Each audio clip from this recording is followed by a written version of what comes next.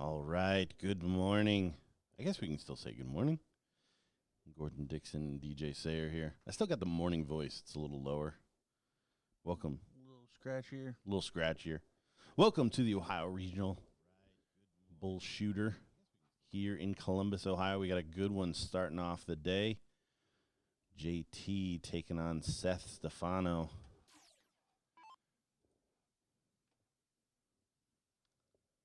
Looks like JT's got the match, or the cork, and we have an opening shot.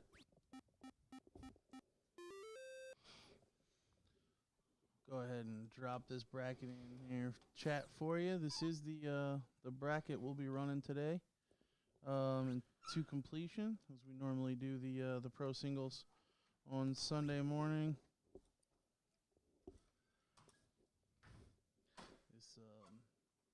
This is a third round match, but both of these players, I believe, no, actually, I was going to say both of these players had a bye first round and then won one match, but no, JT is 2 W's under the belt.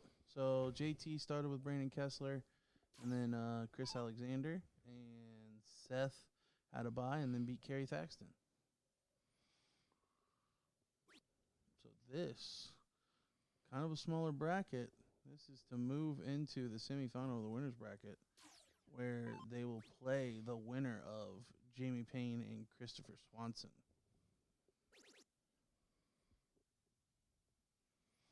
So early doors here, JT taking advantage of the throw.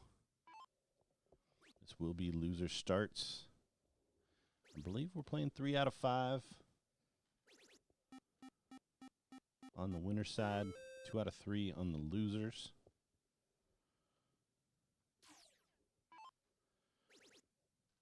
But honestly, just looking at the names and the pairings, lots of good darts to come today.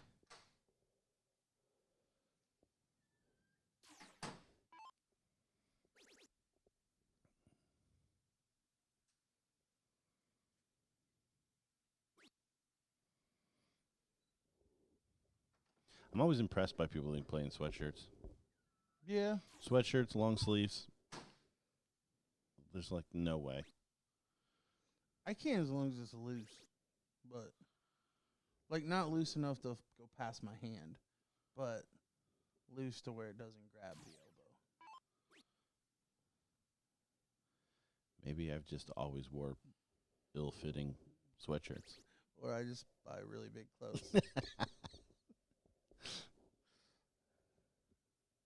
Seth doing a good job of kind of reeling JT back here, but as I say that, JT going to put in a 9 mark. Scored 8, technically, for anybody about to jump on me in the chat.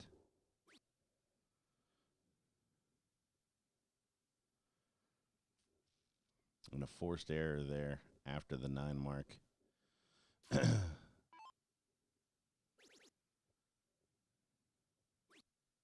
JT just kind of smooth stroking here through the end of the leg. A little bit of an opening, leaves the 15s, but a lot of work to do for Seth to battle back here.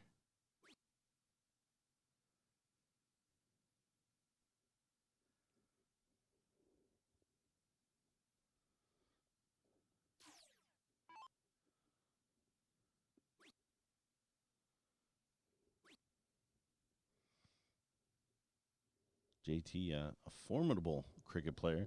He won cricket at the Buckeye last year. JT did? I believe so. Okay.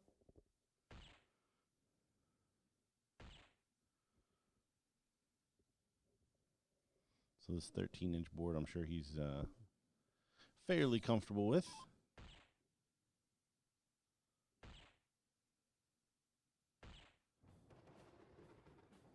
You see him wrap up leg number 1 with a 4.0.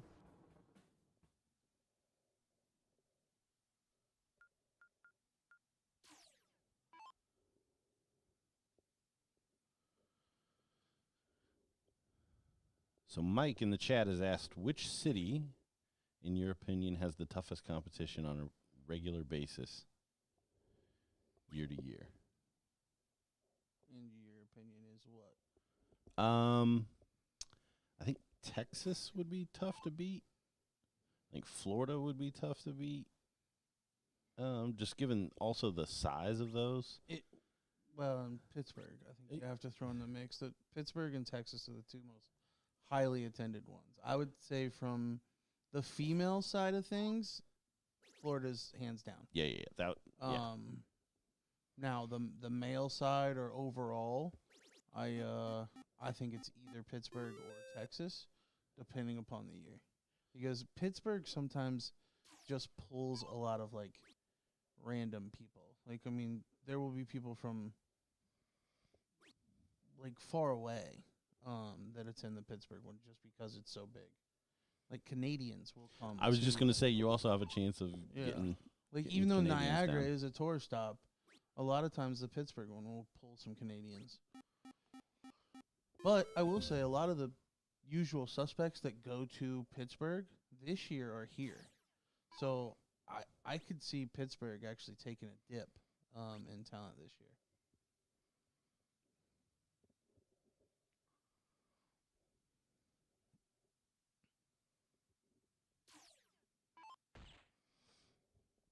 Yeah, I would say Pittsburgh. Final answer on the guys' side. Completely agree on the women's side for Florida. Just again, maybe not even the highest competition, but there's just so many good shooters that you have to go through in the size of those brackets in Pittsburgh.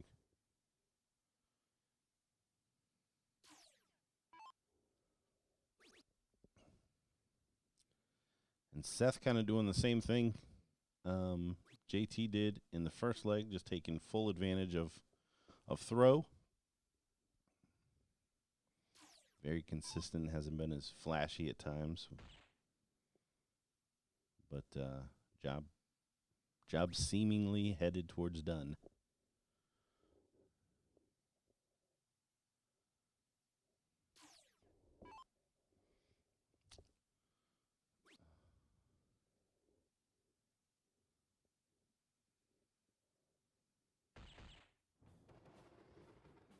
There it is. Seth taking leg number 2 with a 4.17. Slightly better average than JT won the first leg. So we will have a court to decide who goes first in the third leg. It is 2 out of 3. Not 3 out of 5.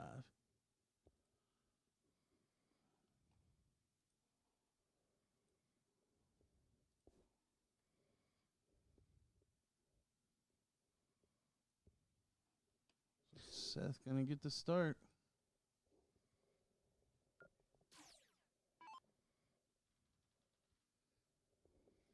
I don't even think Indiana has ever been in the conversation. Well, I know what he's referring. It's when it was Northern by Chicago. So we used to have a lot of the Wisconsin guys would go there as well. But yeah, I don't know about far and away, maybe a couple of times. And year on year. Yeah, that's the part of the conversation where that Mike asked was based on year turnout. In Pittsburgh and Texas, every year are well attended.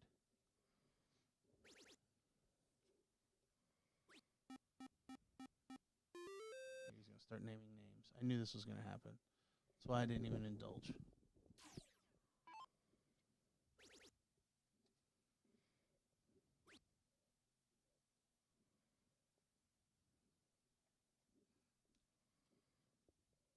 See, I have the microphone, so I just get to say all my stuff. Yeah, but I didn't want to have to take the time to To name address names. it. Like, I'll see your, this and up you this. Well, if 2 is where we're going to stop, then. And I guarantee you all of these people didn't attend in the same year. Yeah. You're just naming people that have attended that regional, which at that point, Pittsburgh could easily, you've got Brenneman, you've got, Barlow, and then all these other people, and I'm not even starting. You got into it. I know. You were baited. Yep, I'm over it. So good leg. Back to the action here. Seth with the again cork muscle coming through, getting the start here. Looks to be taking advantage of it, but much more even early doors. Both players on their own legs kind of jumped out to a lead. Great last there from JT to stay relevant.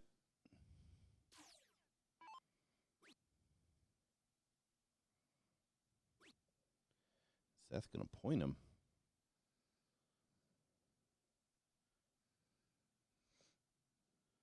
Yeah, I don't think he's happy with the 2 mark there. Kind of letting. I like taking advantage of having the 20 against the 17. I think it's the smart shot, and it works to his advantage. Is JT only follows with 2 marks. Yeah, so he loses 6 in that exchange.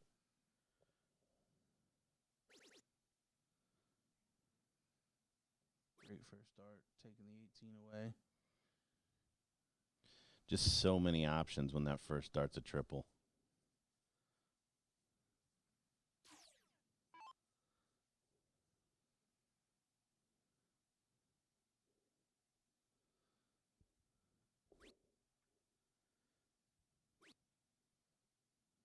JT with another 2 mark.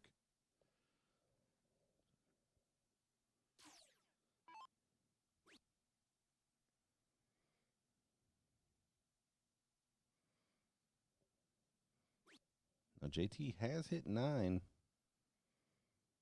in this match, so he's got it in the locker in this third round match.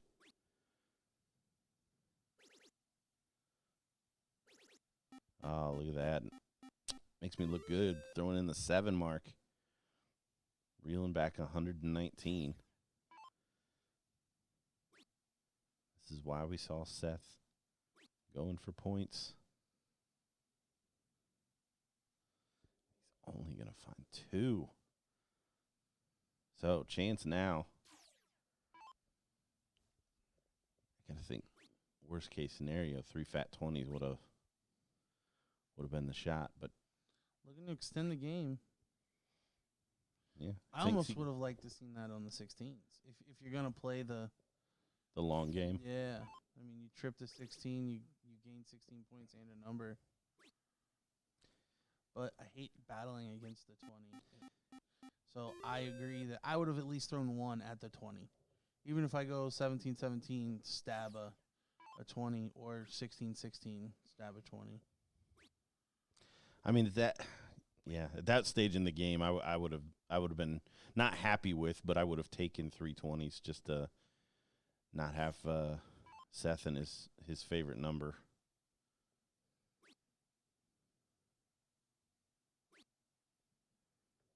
Seth's not really fun in the triples, though.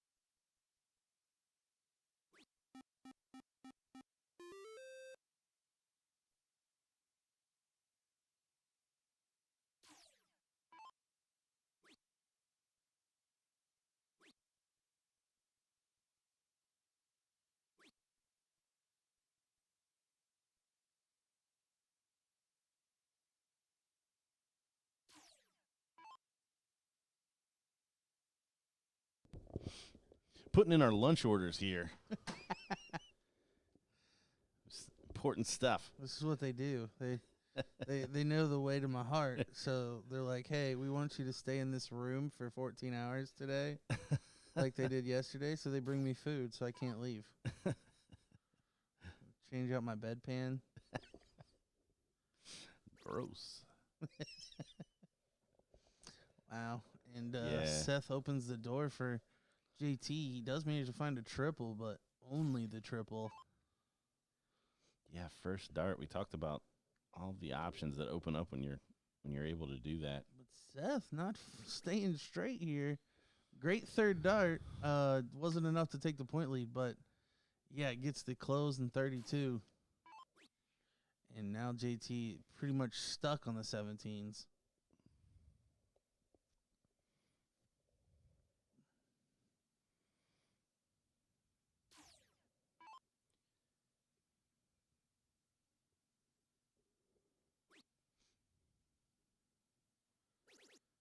Seth just trying to find something. Does on the 18s. See, JT playing chess again. I'd have taken those 20s away. I didn't know Seth was going to struggle on them. But JT, he knew. Yeah, I mean, I'm not going to do it. It's like doing commentary with LJ last night where he tried to tell me he hits triples better than he hits bulls. What? Yeah. You sound so disappointed. It's like I can't argue against delusion. There's no winning. Like there's no convincing. So if you want to tell me that JT knew that Seth would hit the 18s better than the 20s, and that's why he was leaving the 20s, I can't argue against that. Like you win, kid.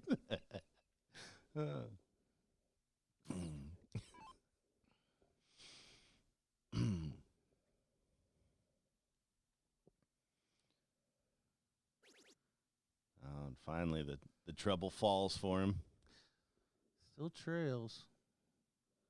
If JT could find like a couple of 17s and then a stab, a couple of 17s and a stab, I think he's got a shot here. But 2 marks on the 17s to only score 34 points is happening far too often. Good third dart there.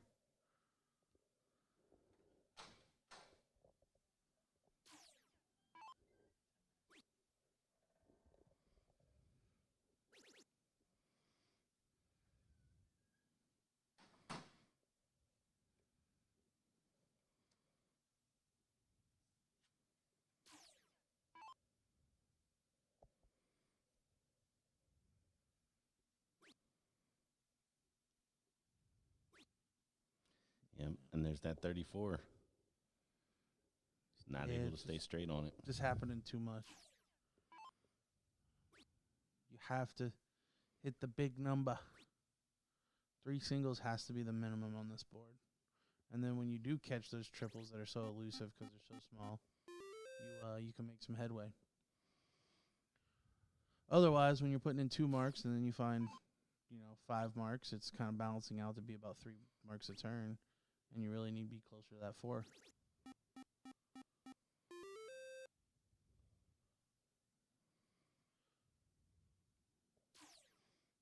So in terms of rounds, I think we're at 19, so not really a consideration at this point.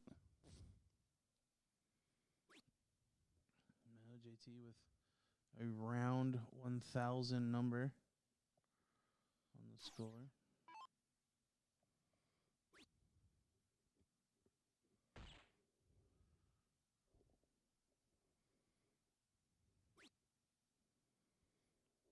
Sprouting.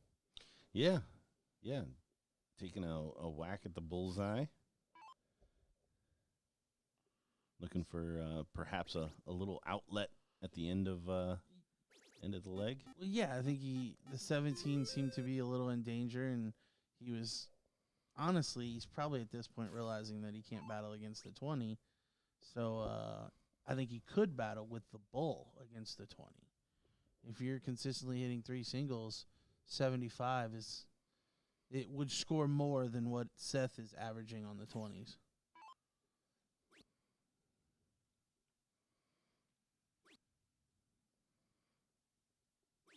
Yeah, maintenance shot there from Seth. Picked a good spot. Up 50. If I'm Seth, I almost would have left the 17. I would have, because he sprouted the bull, I would have probably tried to take the bull. instead. I think we're going to see 15. No, he's going to follow him on the bull. Yeah, I wouldn't want to leave the bull. Good shot there from Seth. So this one probably all but over unless JT can put in something in the name of 7 or 9. Well, okay, that's 7. There, yeah. It with JT having only 3 numbers to close, it forces Seth to have to go score first to make sure he gets that point lead. Well, and he's gonna have to stay there. Definitely don't want to set yourself up for a $3 Hucklebuck. Yeah, no.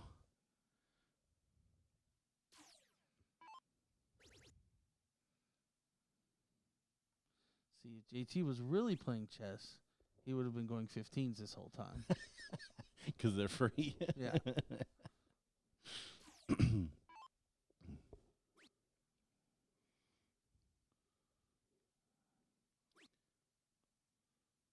you get 1 dart for the win. It's a single.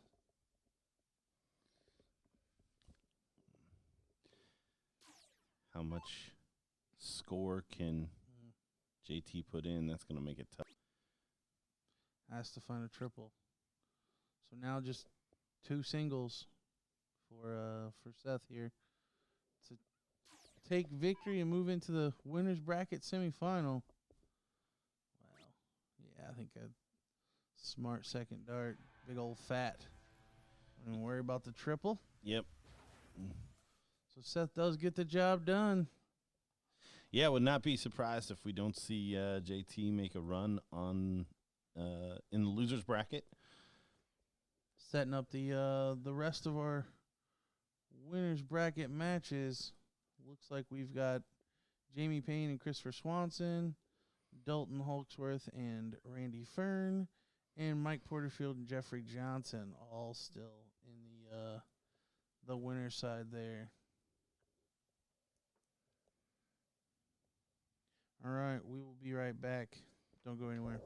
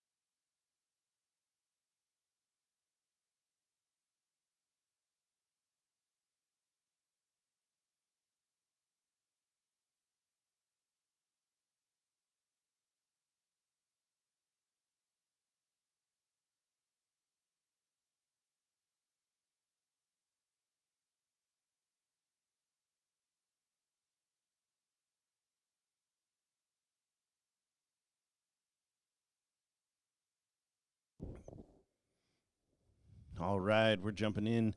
We got a cork for this matchup. Randy Fern taking on Dalton Hawksworth. Randy checking the social media before he gets started here.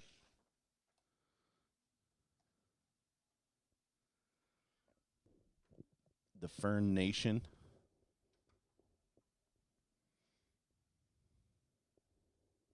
So again, still on the winner's side, I believe a quarterfinal?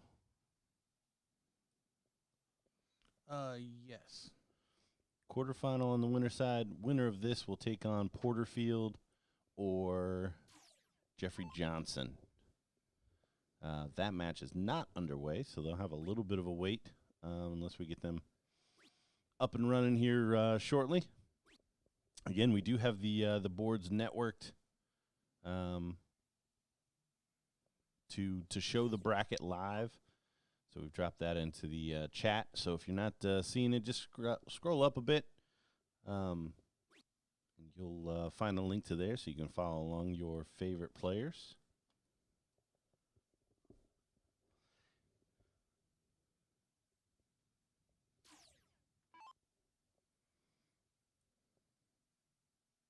Dalton's going to need to respond on the 19s. Does not want to get Randy where he is feeling comfortable. Great last.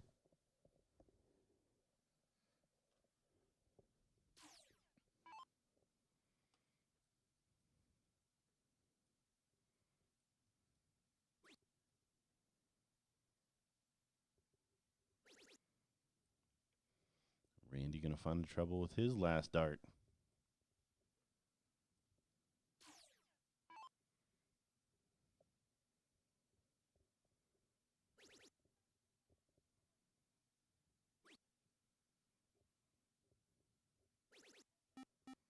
Great shot there from Dalton. Taking the 20 away after scoring 76. So already against the throw, averaging 4.67. Taking control of the leg. And Randy only going to put in 117.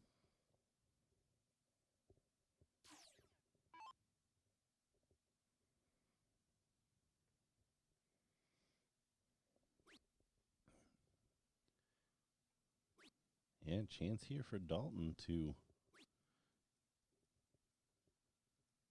take a big lead here. Just kind of does the bare minimum there, taking the 18 away. It's on Randy now to find some triples. Turn this leg around.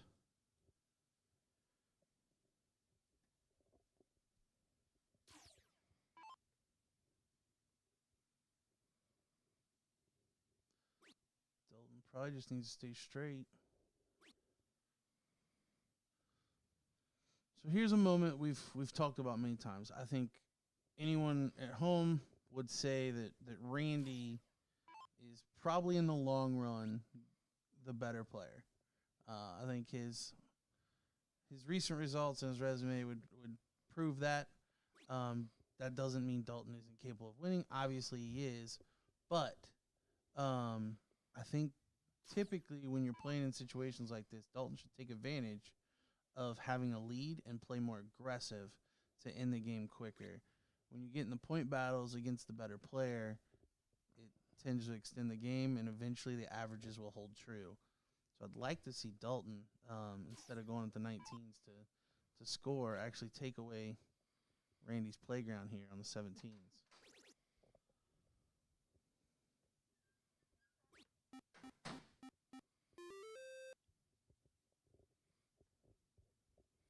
So pressure now on Dalton. Randy is able to take that point lead.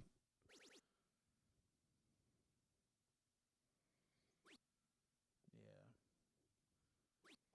Good shot there from Dalton.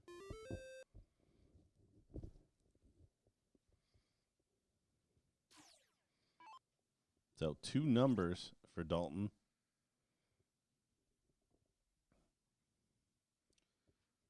Shake of the head there from the wayward dart.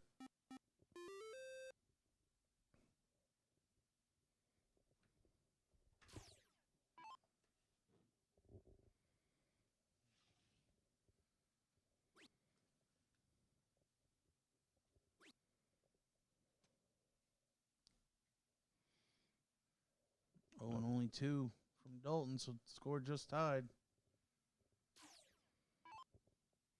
So Randy, who did have the lead in this one,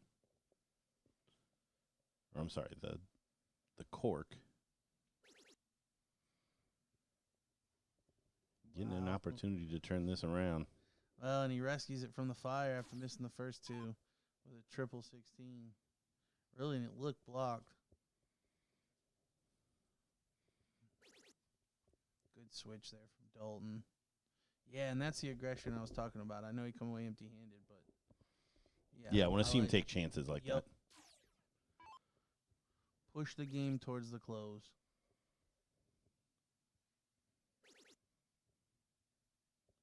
Because of this reason.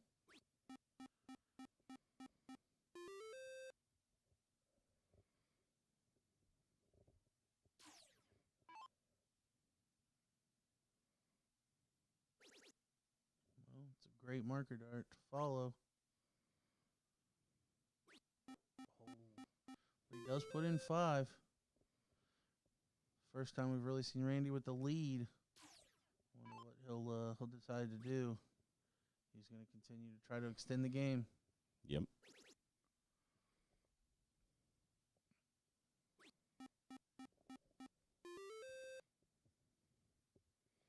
Doesn't want to be too close to where Dalton can take a few stabs at that 16. Play that aggressive game and have him run out of time. Now with 54 points, point lead, sorry. We'll probably try to take the 19s.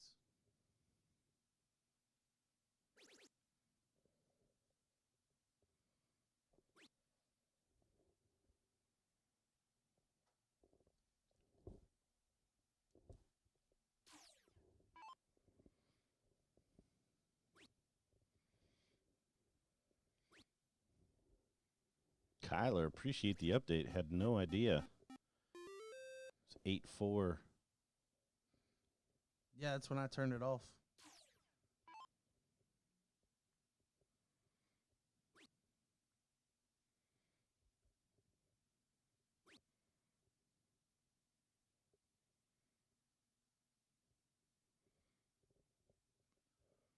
Another opening here for Dalton.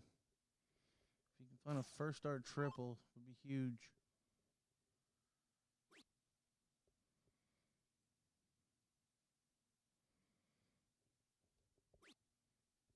Only finds the singles. So does not even take the point lead. But Randy, if he's true to his style here, going to stay on the 16s. Getting a little frustrated with his own play here. You can tell lots of shaking of the head.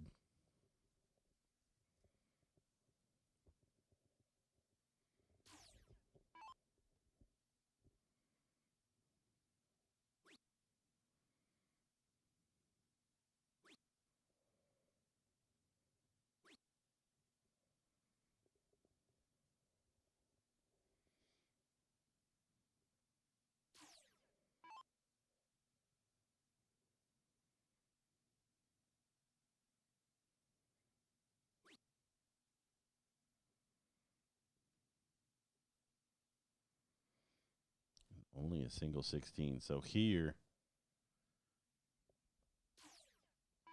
keep talking about an aggressive route for Dalton. Should be over at that 16 now. Does stay there.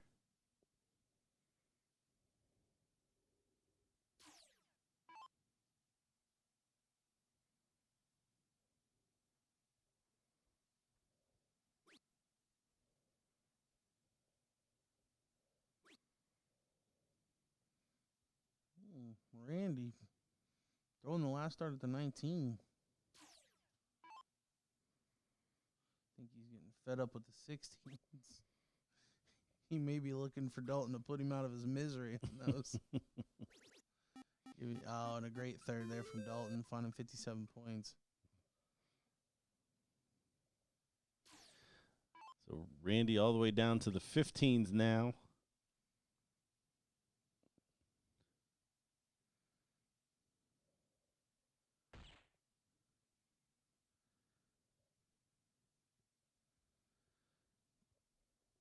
Definitely getting frustrated, just not able to find the consistency that we've seen from him in the past. Dalton going to be happy to oblige with a nice maintenance shot to close down the 15.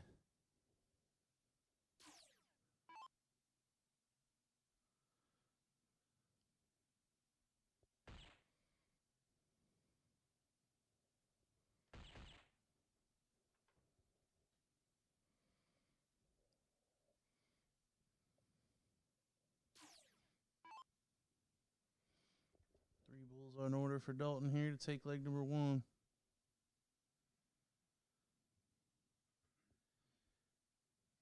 Oh, and he flatlines. Yeah, he just chucked that last one. Did not look like he took the normal time for it. He wants to be careful. He's got Randy in a tough spot here. And Randy gonna make sure that he leaves a 3-dart finish if Dalton doesn't pile in the points.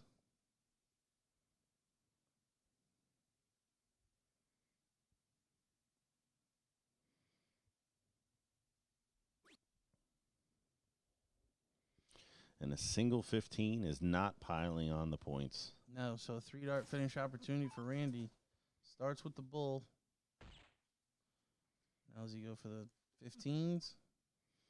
Should be at the 15, back to the bull. No, he wants to eliminate that dart. All right. Smells a little blood.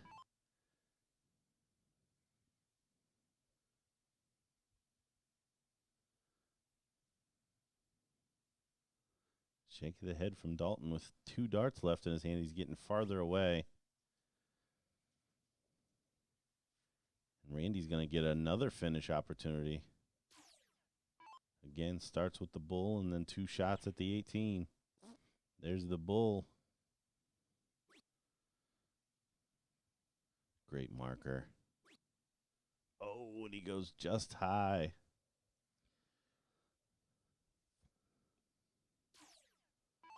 So 18 will tie.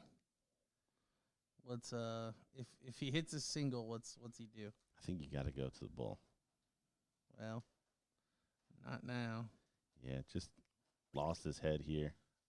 Needs another one of those. Oh.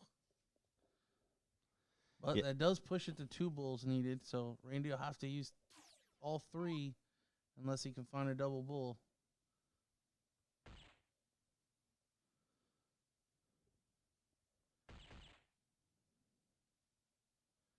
Randy did both.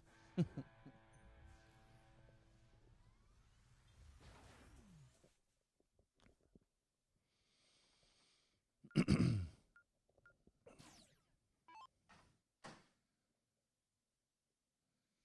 Dalton will lead us out in leg number 2. Yeah, that was more of a. I mean, that was a big loss for Dalton because of the position that he was in. Yeah. But he needs to know that. I mean, for all intents and purposes, it was against the darts. It's really not that big of a deal. He needs to concentrate on his start, and you can see the ramifications of the last leg already on there. Randy on an upswing, coming from behind.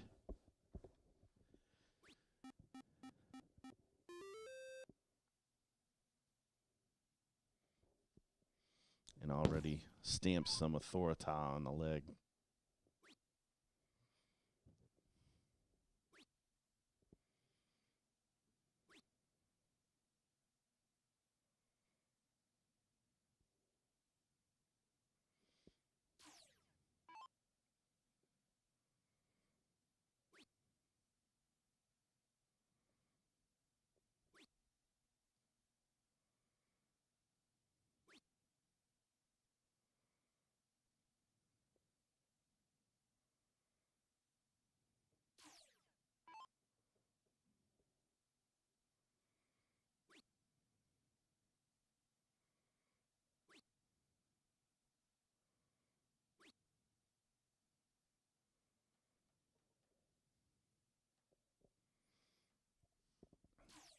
only 3.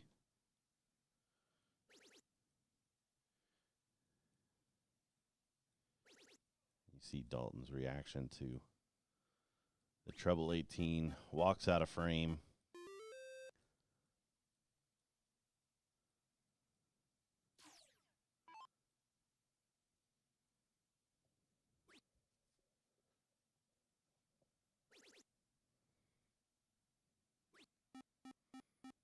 Does well to find a 5 mark, but is going to need some help from Randy. I just don't know that he is still in the mood.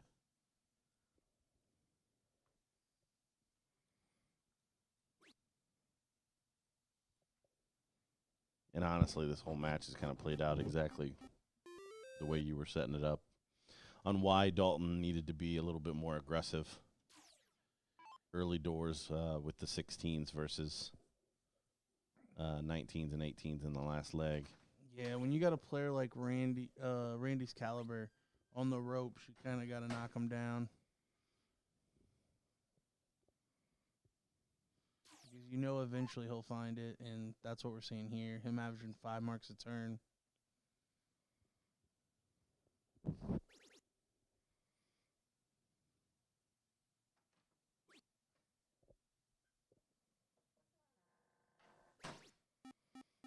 And that'll go up with the 7 mark there on the corners.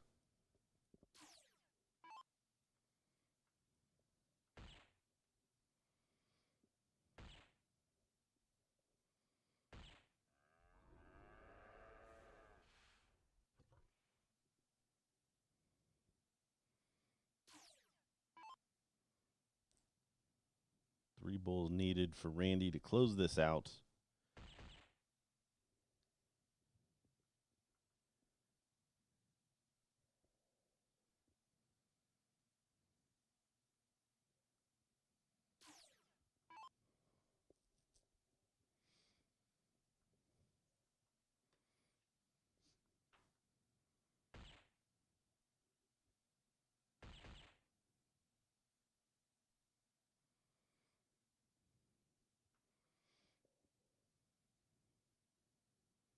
Dalton continues the shakes of the head. Randy needs 1.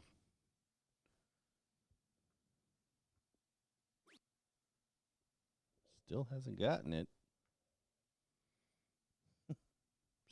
Still hasn't gotten it. Gonna let Dalton feel the pain of this a little longer. Randy, one of those guys that likes to reel the fish in and let them flop around on the boat a little bit.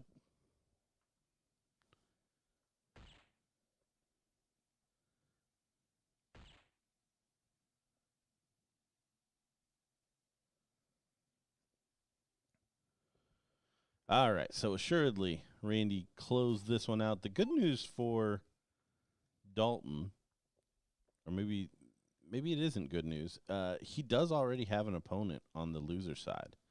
So he won't have a lot of wait time. We see Randy finally find that with the 3rd dart, 6th dart of asking to close it out.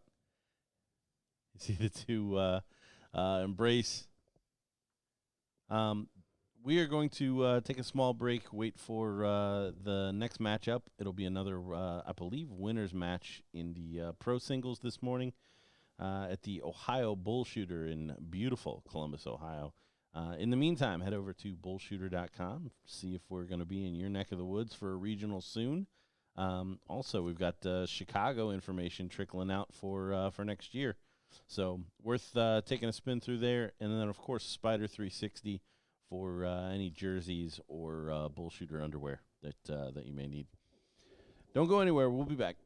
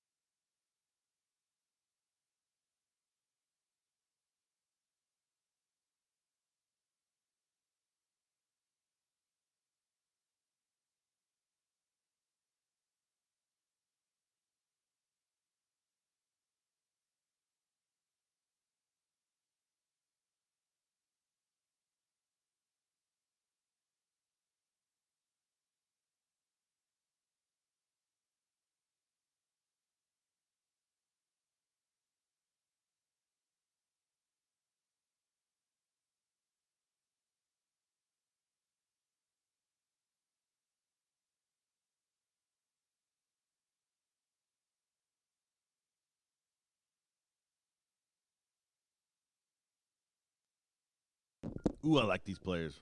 Right back up. Keeping the action rolling. You can see Mike Porterfield and Randy Fern go at it. Looks like Mike got the cork. These two players, partners from yesterday, facing off in the singles here today. I don't know that it's even controversial to say Randy clearly the better player yesterday between the two, but a brand new day brings brand new opportunities.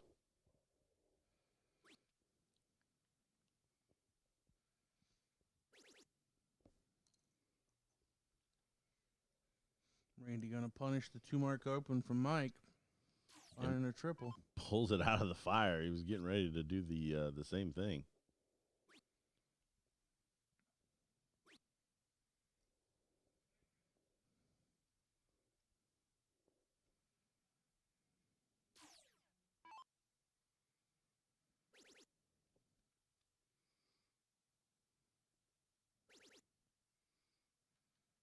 Well, Randy really going to work on this one. Putting in a 7 mark. Yeah, Randy with a bit of a first leg scare in his last match, which he ended up overcoming. And it looks like he's just continuing that momentum into this match.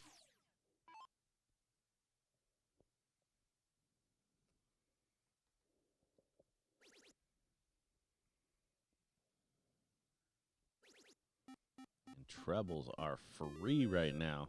Almost at that 6 marks a turn on this 13-inch board.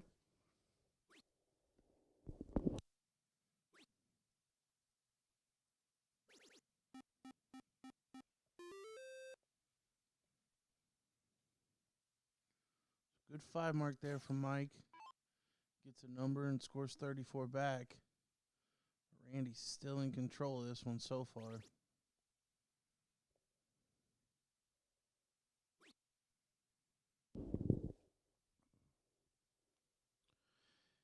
Yeah, Randy not messing around.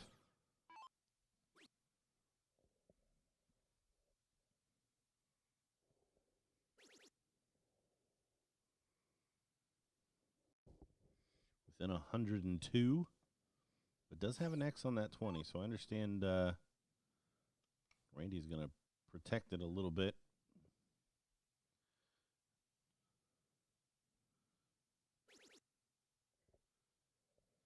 And he should, because, again, they're free.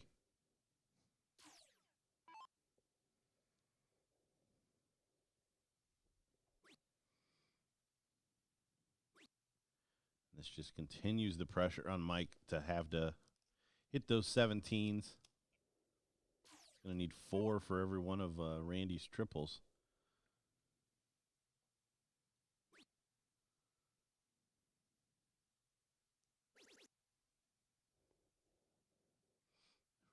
Randy kicks in another treble 20. Oh,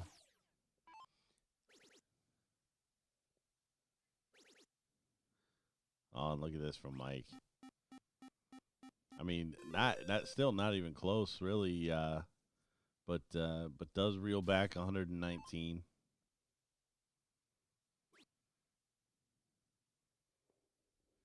If Randy's third darts a triple 20 again. I was going to say what, because it's about to be.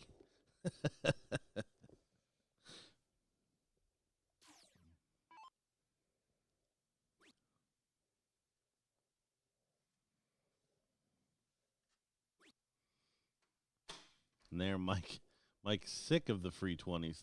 Wax the single he needed. Opening for perhaps an open from Randy. Randy does a good job, plays it safe, especially on that last dart.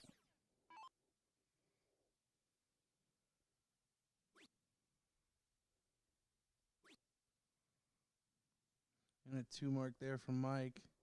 will probably be the end of this leg for him. Going to be too much to overcome as Randy puts in a triple 15 with the first start. Really hammering it home. Double bull for the win. Oh, he wanted that. Looked like he put a little extra sauce on it.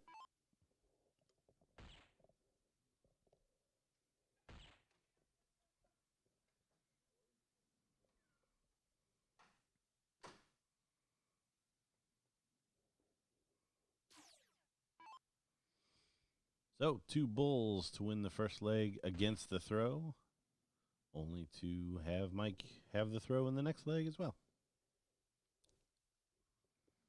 Mike played much better at the back end of this leg. Well, we got the trick shot there from Randy. Yeah, that's twice now where we've had some goofy board landings.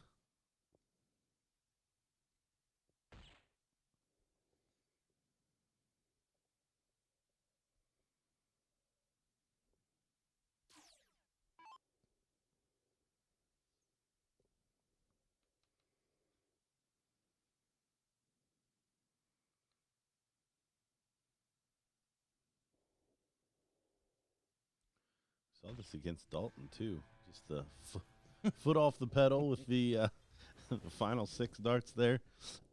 Does find it with the 6th time of asking for the single bull. And Mike will get us started.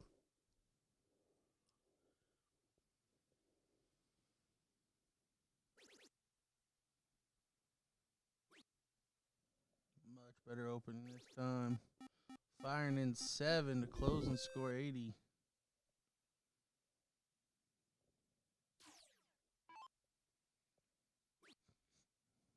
So Randy will not be able to pound the triple 20 the way that he did in the last leg.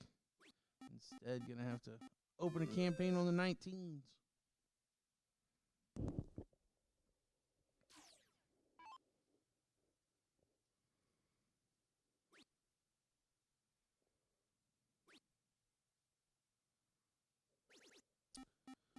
Mike finds the treble 19. That was it started out as an ill-advised route from my perspective.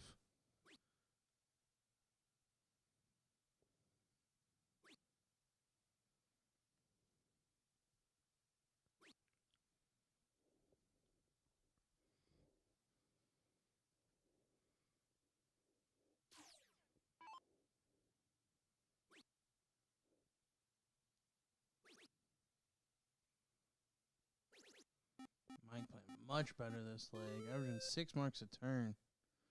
Honestly, on this 13-inch board, 6 marks a turn going first, it's pretty unbeatable. Yeah, that's. I mean, you can't even have well-timed shots against a 6 mark average on this board.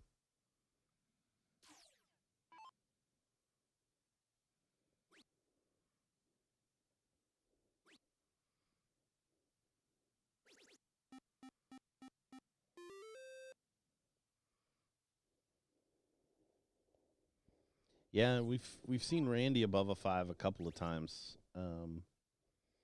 today already. I don't know that he's finished above a 5 on any game, but well, it usually takes him 12 to close the bull. So yeah, the triple hitting is there, but the closing out of the bulls, not quite. A bit unlucky there from Mike. Looked like it was probably at least a single 16th.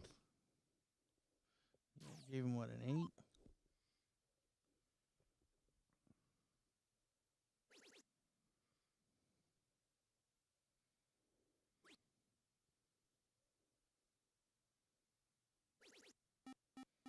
Randy gonna fire back with 7. You didn't think he was going to go quietly, did you? Well, he knows he can come back from a major deficit.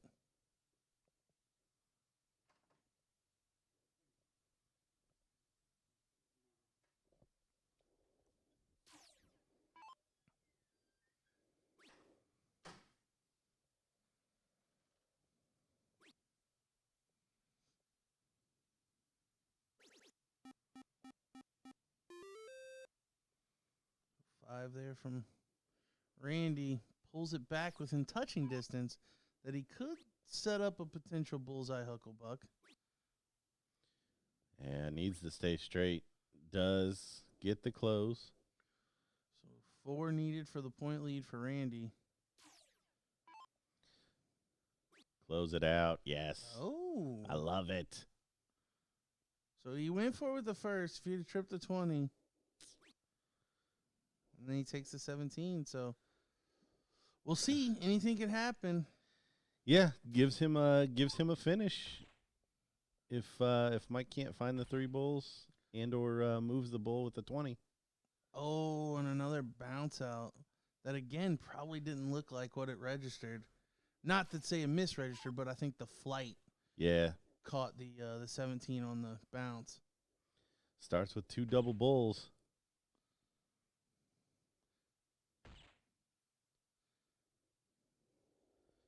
Needs one just to push it. Nope. Doesn't happen. So a single bull send us into a deciding leg here in this matchup between Randy Fern and Mike Porterfield. Again, if you're just joining us, we are in beautiful Columbus, Ohio, at the Marriott, just outside of the airport.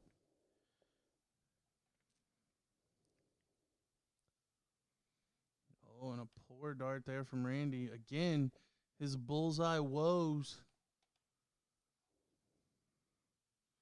And Mike, once again, will have the start. For the record, that's all 3 legs that he's had the start. Yep. Yeah, brutal format in that regard.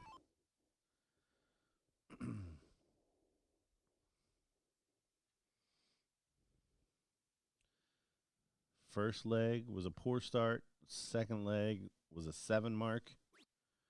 Where's he going to fall here? Right in the middle. Somewhere in between. I think that's probably what the odds said.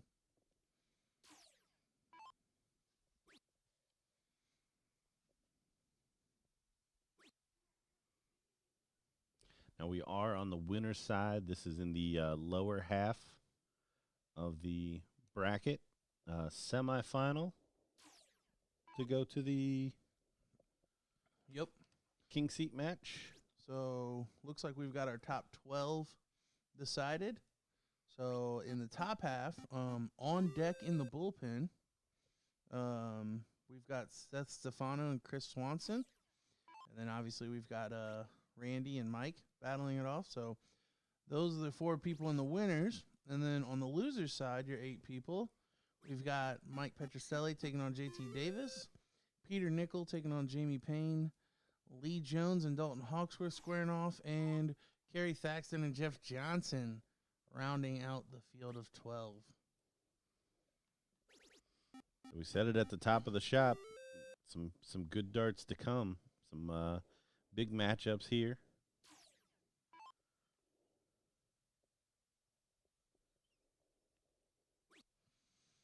And Mike, once again, playing a very good leg, averaging 5 marks a turn.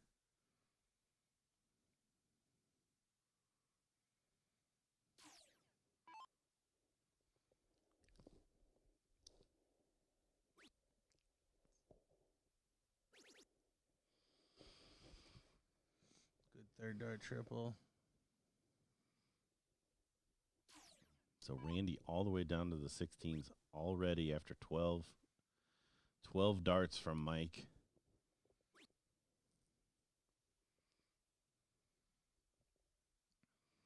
And he doesn't find the close. You see him snatch his darts out of the board there. Real frustration from Randy.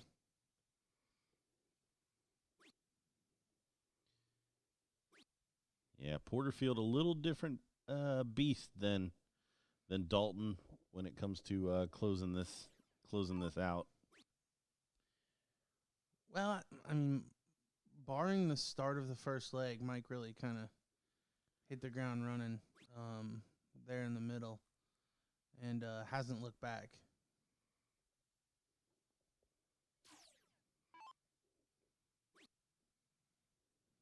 I would say overall probably the most consistency we've seen from anyone so far today.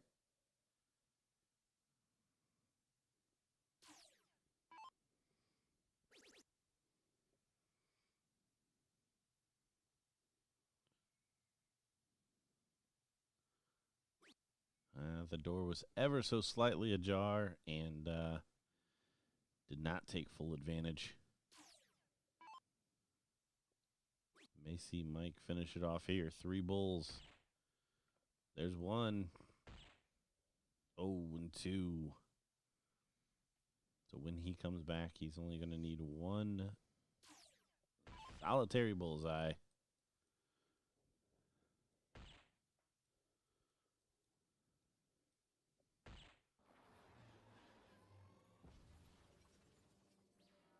Four from Randy, not enough. Does not pressure even.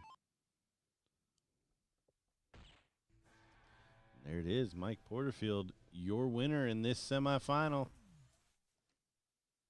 Randy Fern not out. We'll move over to the losers bracket to try to come back and exact revenge on his partner. We will have the next matchup, which will be Seth Stefano and Christopher Swanson, as soon as we can get them over to the board. So don't go anywhere. We'll be right back with more pro singles here in Columbus, Ohio.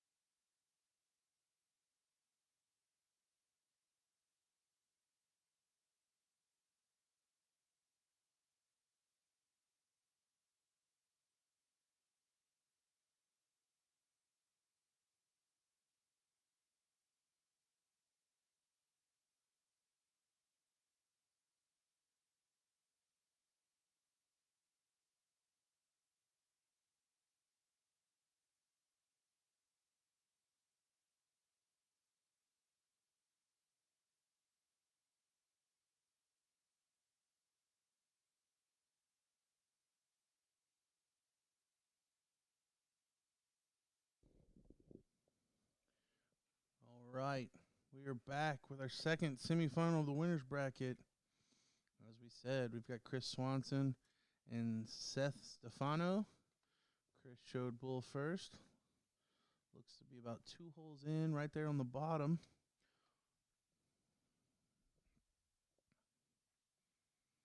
And Seth outside. So Chris will have the start. We've already seen Seth once today, besting JT Davis. Chris, first time on the stream.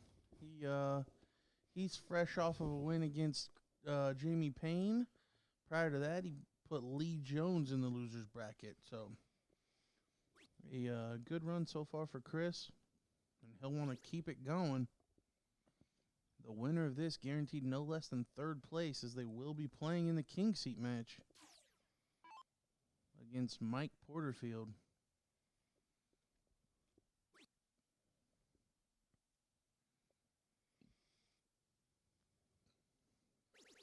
Now, I do not know much about Mr. Swanson. No, I was pretty unfamiliar before last night. Saw him in the trips, played real well. I mean, he hit the bull with real regularity, and here we see a couple of triples start out. It takes a bull. I like it. I do too. Yes, sir. Okay, all right. I made the comment last night. I really want to know how he grips the dart, because you can't see it, but the whole hand closed is very Taylor-esque. And just the straightforward follow through. I mean, it's good looking.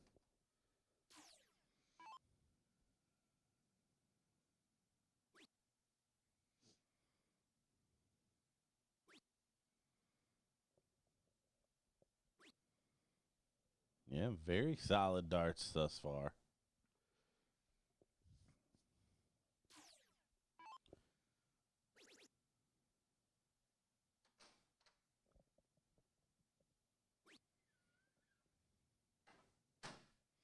Do you know where he's out of? I want to say Michigan. Oh, yep, northern part of Lower Peninsula. Thanks, Brian. You headed off my question. Yeah.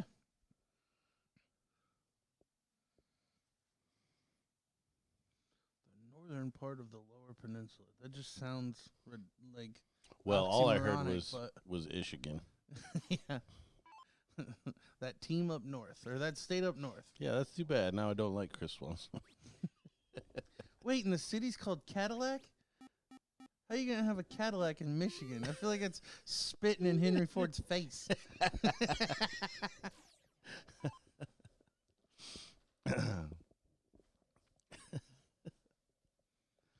Jokes, people, jokes.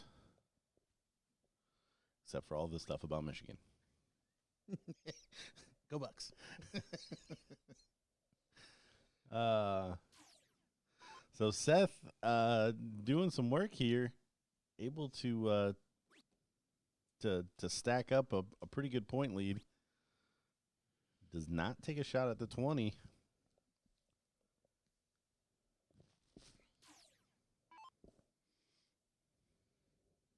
Chris still has that 20. Needs to start finding the triple. And now he's missing the big number.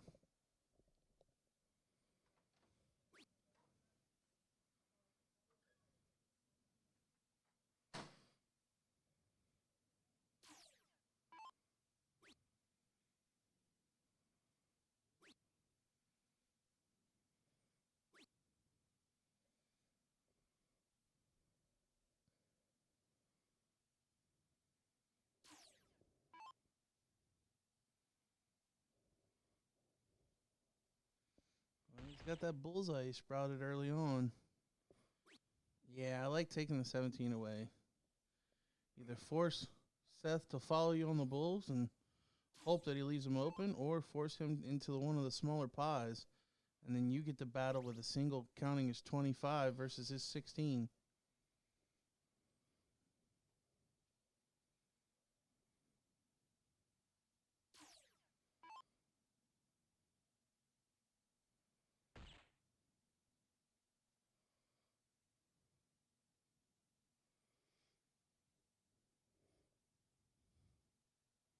The only thing about his throw.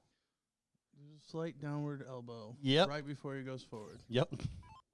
You can see it, and on the screen, it looks like it turns. So that's how you know it's dropping a little bit.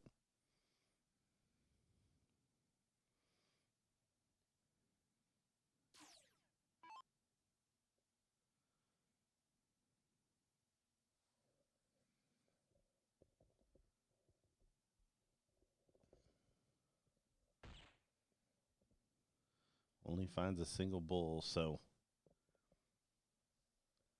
Seth gonna look to shut that down. Needs two of them. Finds one with his second dart. And he gets the job done, but he leaves a 3-dart finish here for Chris. 2 triple 15s will take the point lead, and a triple 16 to shut it out. Oof. He's going to avoid that, is Seth. And he will come back to the board with the point lead, just needing 3 15s.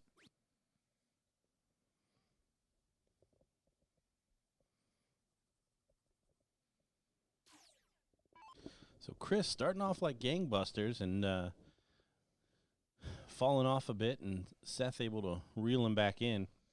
Yeah, Seth put in a couple of 7-mark big turns. Wants to be careful here. I think he's figured out that could be a 4 mark on the 15. Yeah. I think that's too much aggression. You see it? I mean, he went into triple to shut it out and only needed singles. And then misses the 16. So, again, an opportunity for Chris. This time we'll only need 2 triples instead of 3, but we'll most likely be able to take the point lead if you can just find one.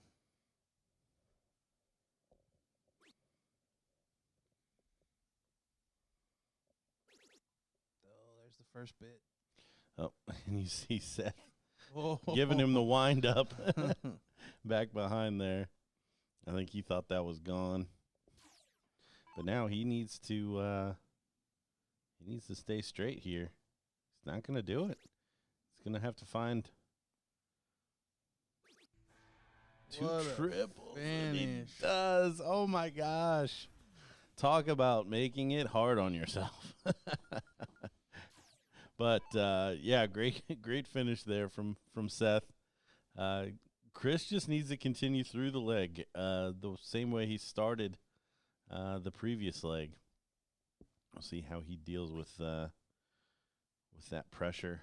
I don't know any score lines from his earlier matches. I don't know how many deciders he's played or how many times he's lost the first leg, but we certainly know what Seth can do. Well, and Chris certainly left the door open once again. And Seth putting in a 7 mark. You see the big fist pump.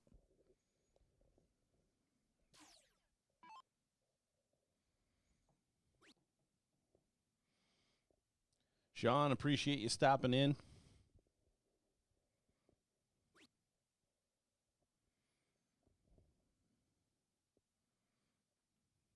Chris just not getting it going. Only a 2 mark that time. Definitely not the same player that I'd seen last night. And I think it all stems from just letting it get away early on here in the first leg. You can see the frustration, the leg slaps.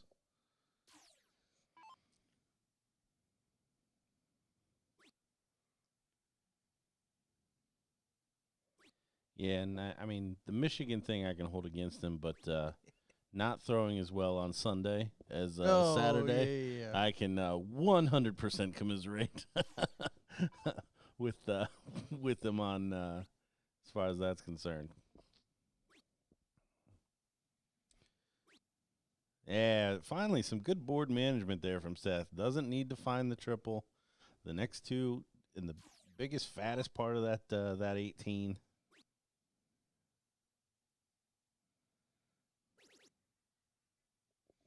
Yeah, Singles on this board will win you a lot of matches. In the words of now retired Rod Harrington. Retired. Don't miss the big number. Seth continuing to just stay straight. Yep. Don't overcomplicate it. And I think that miss on the 15 where he knew he only needed 3 singles to shut it out, got too aggressive. I think that may have woke him up a little bit of you don't need to throw triples and be fancy.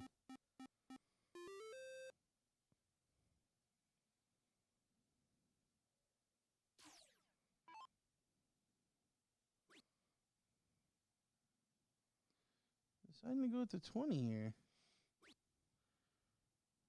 Only going to find 2. I know Chris was pegging it back a little bit here and there, finding a triple and a couple of singles. But, yeah, I think one more round of shut down the 16s and make him do it on the 15s would have been well placed there.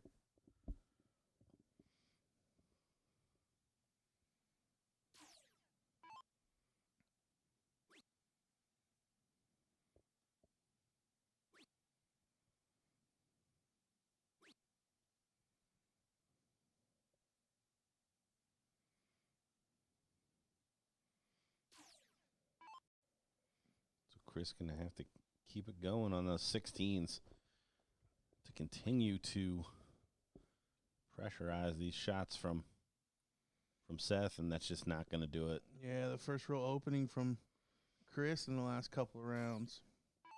And now Seth can, well, he's going to elect to take the 15s instead of the 16s. Tomato, tomato. Yeah. It's either way there. You take a 4 or 3 number advantage, or you shut him down and push him to the 15s.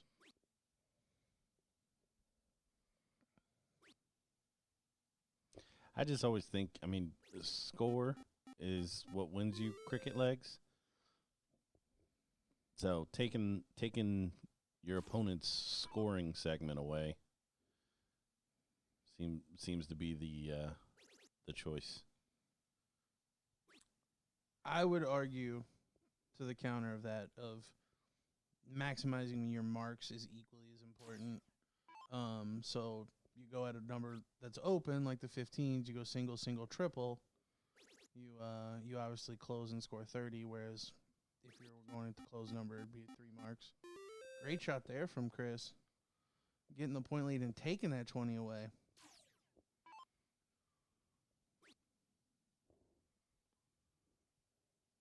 And he forced a little bit of aggression out of Seth. So now the ball back in Chris's court. If he can find a first start triple. Oh, just barely missing it.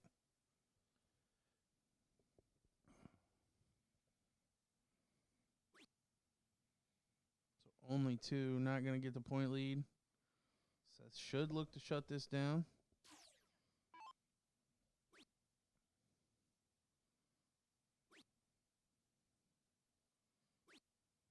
And he does.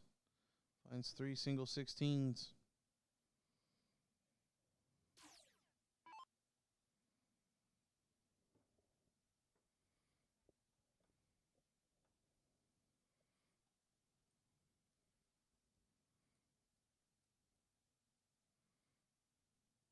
Just not able to get into that bullseye. So 2.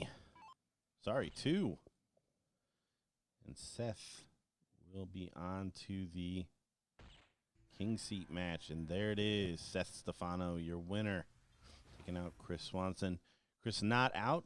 This was only on the winner's side. I have a feeling we may see him on the stream again over on that loser's bracket. We will be right back. It looks like we're going to get JT Davis and Peter Nickel.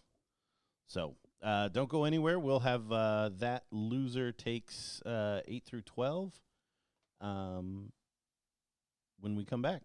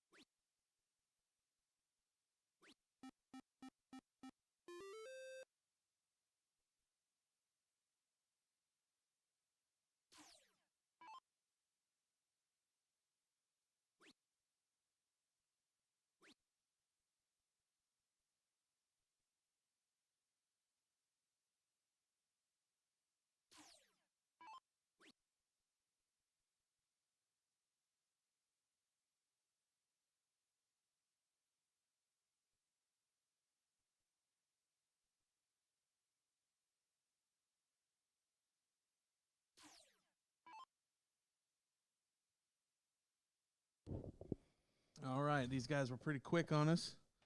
So we've got JT Davis and Peter Nickel. Winner of this will face off against Randy Fern. And then on the bottom side of this losers bracket, we've got Lee Jones and Kerry Thaxton. And the winner of that will face off against Chris Swanson. So just like that, we're down to our top 8 teams, or players, rather.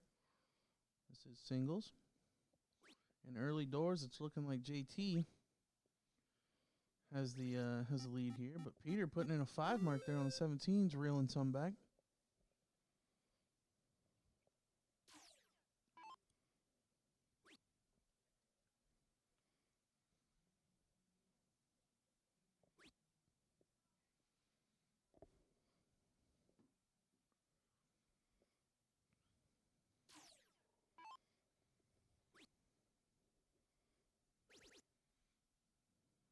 Oh, you really should have looked up. Only need a single 20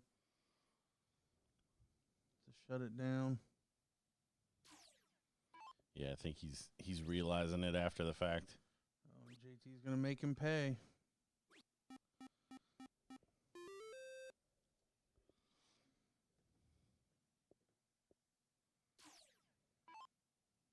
And he's going to the 17s, doesn't realize JT closed it.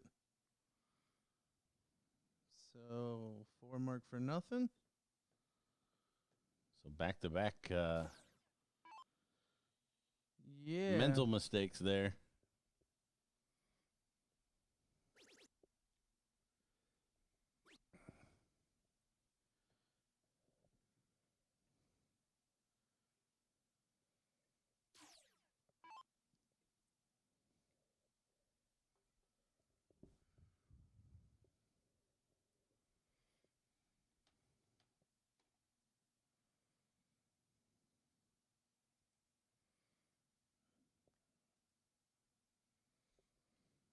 We got tip change.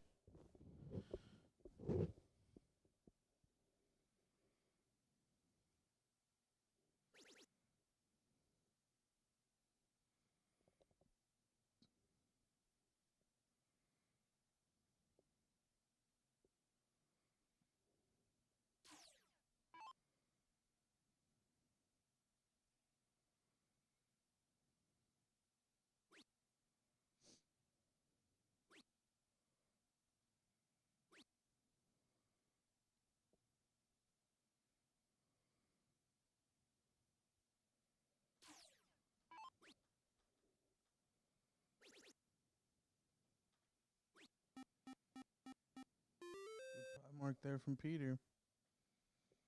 JT still in control. He needs 2 15s and 3 bulls. Looking up.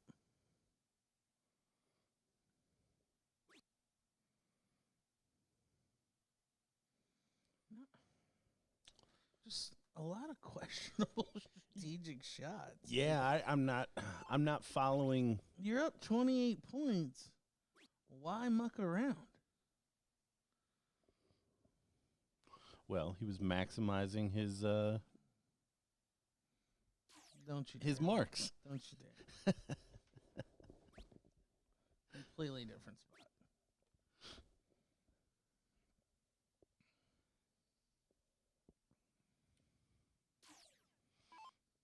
So small lead, 2 numbers.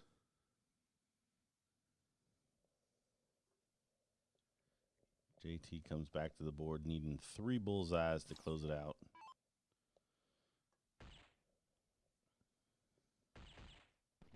He's going to do it in 2 darts. Good finish. We'll reset the board, and Peter will get us started in the second leg.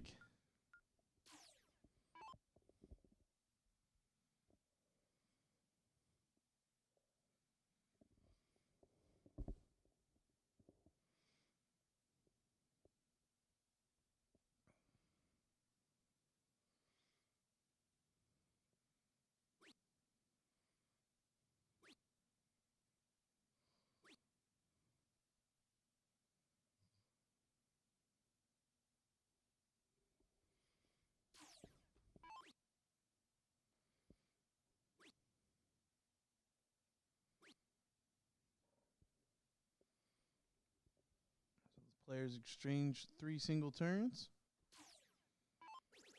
And Peter getting a little aggressive, firing in a couple of triples.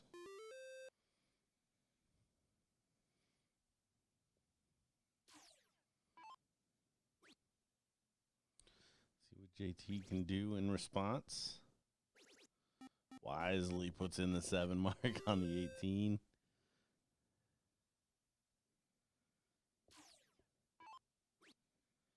If you're going to shoot that way, you have to continue to hit triples. And Peter does. At least for that turn.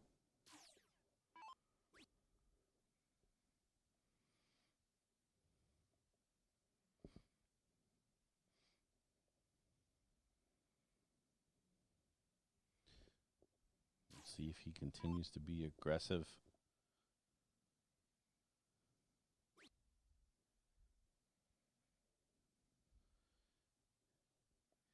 Did, just not as accurate.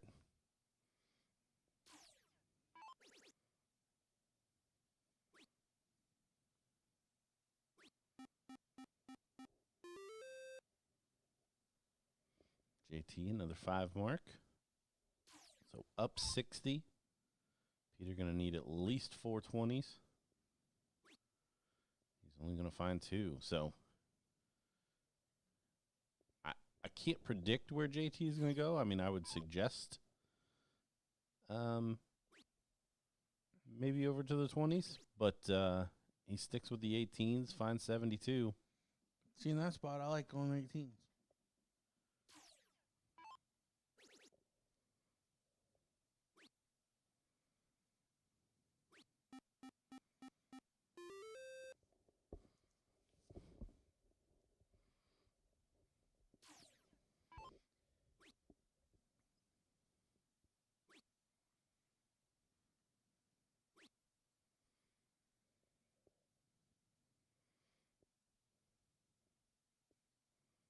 Only 3.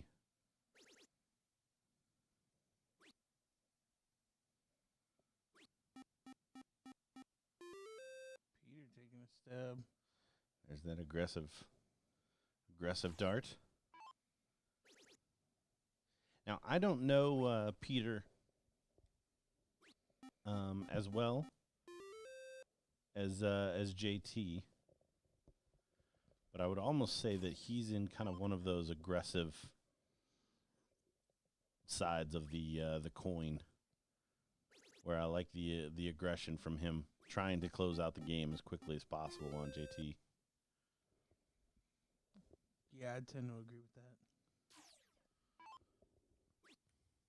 And I think JT's apt to extend the game with a score for the exact same reason. Which is why he's content with chucking over at the 18. But it's not working to his favor in this one. As Peter now, with the point lead, will shut down the 18. And find a triple 20. Big third dart there from Peter.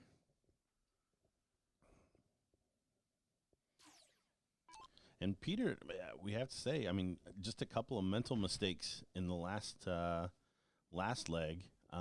Could have been a little bit different. Threw it a closed number with all 3 darts and had a... I think hit 4 marks on it. Yeah, and hit 4 marks. Had an opportunity to close the 20 with a small point lead and needing only 1 and stayed on the points. And in that spot, JT immediately punished with a couple of triples. I think in both spots, I think JT followed with triples.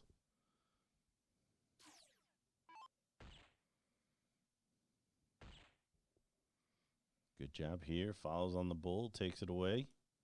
Kind of slings the third one.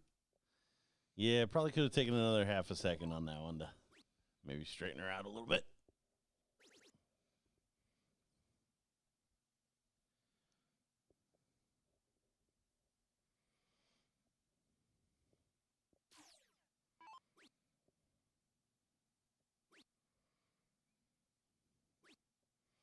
Yeah, good job there from Peter.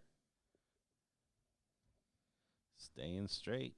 Not missing the big number.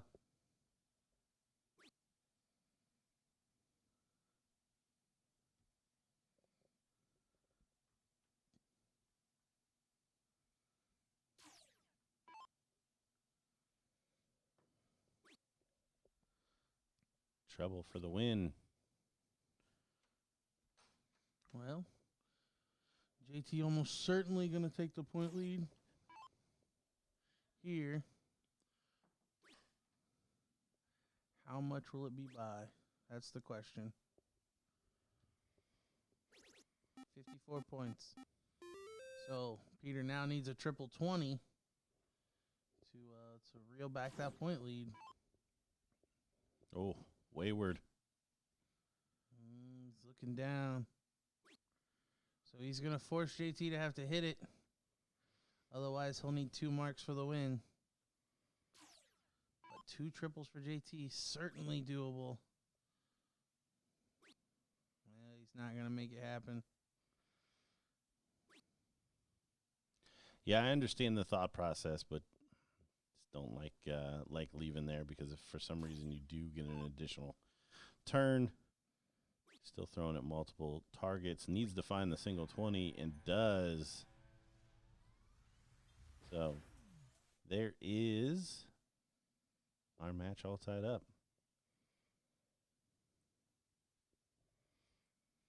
Pulling a really poor dart there from JT. I was just about to brag up that JT was winning corks against Seth Stefano. Peter may have gotten it by a hole. Yeah, I think he just edged him out there.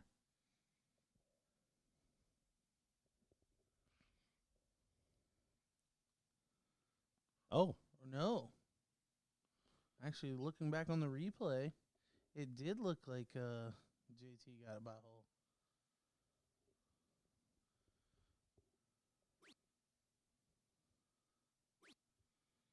So very poor cork there from those two. Means that JT will start with 2 20s.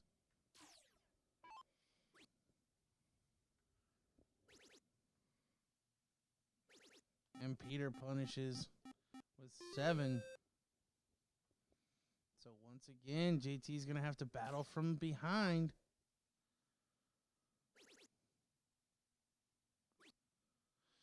Yeah, when he really didn't have to. He could have started this thing off and had Peter on his back heels. Peter, again, the aggressive throwing. Triple 19, right on to the next number.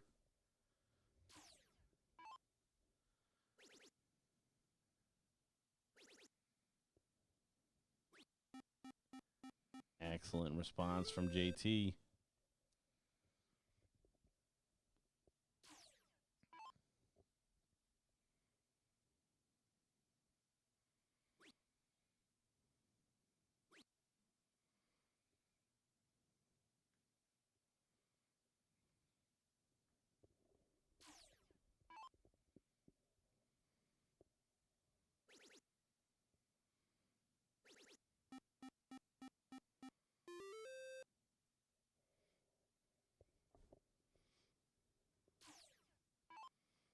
JT doing just that, battling from the back.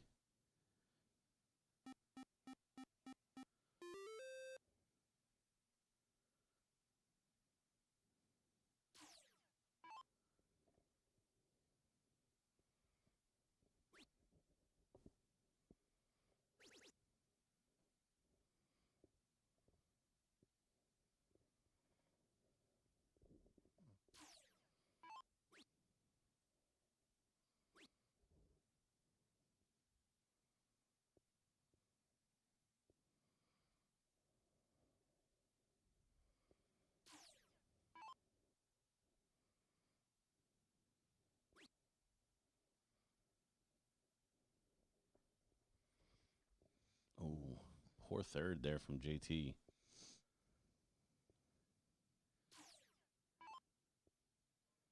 Peter, pretty straightforward shot here. Doesn't even get a whack at the 18s.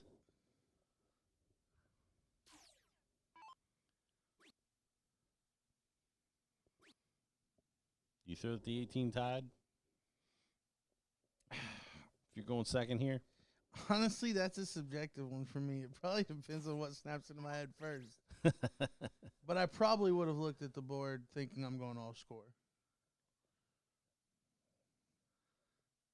Like, I feel like you make your mind up before you even Before you get throw to the first board. one. Yeah.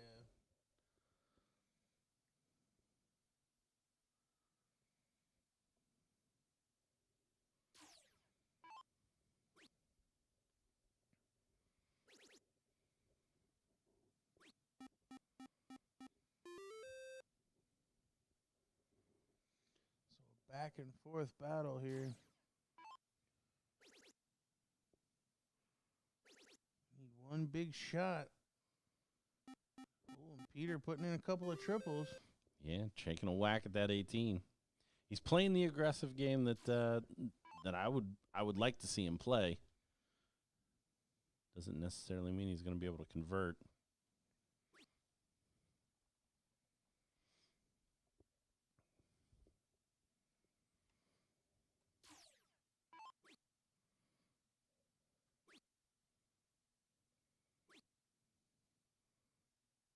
A little bit more conservative there.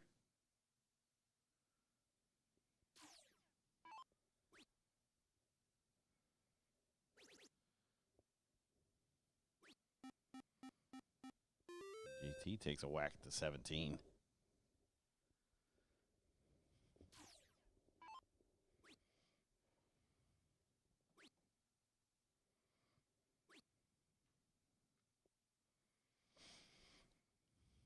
Back and forth we go.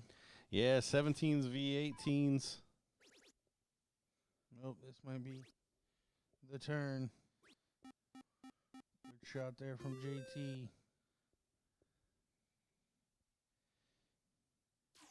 Yeah, 52-point lead. So going to need at least 7. He finds 4.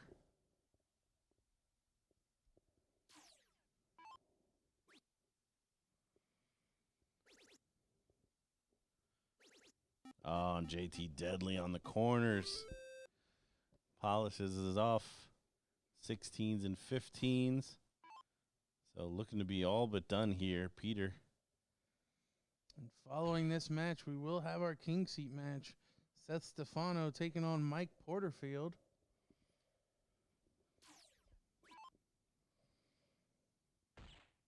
The winner of this one to take on Randy Fern in the 5th, 6th place match.